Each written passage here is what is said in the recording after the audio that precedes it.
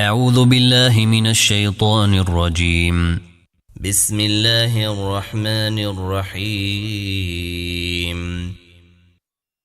والفجر وليال عشر والشفع والوتر والليل إذا يسر هل في ذلك قسم لذي حجر ألم تر كيف فعل ربك بعاد إرم ذات العماد التي لم يخلق مثلها في البلاد وثمود الذين جابوا الصخر بالواد وفرعون ذي الأوتاد الذين طغوا في البلاد فأكثروا فيها الفساد فصب عليهم ربك سوط عذاب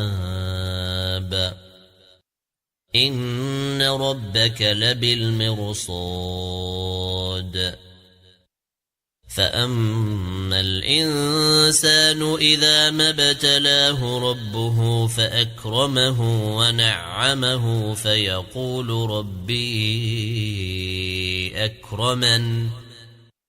وأما إذا ما ابتلاه فقدر عليه رزقه فيقول ربي أهانن كلا بل لا تكرمون اليتيم ولا تحاضون على طعام المسكين وتأكلون التراث أكلا لما وتحبون المال حبا جما كلا إذا دكت الأرض دكا دكا وجاء ربك والملك صفا صفا وجيء يومئذ بجهنم يومئذ يتذكر الإنسان وأنى له الذكرى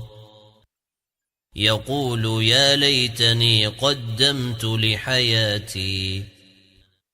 فيومئذ لا يعذب عذابه أحد ولا يوثق وثاقه أحد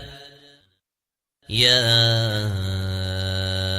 أيتها النفس المطمئنة ارجعي إلى ربك راضية مرضية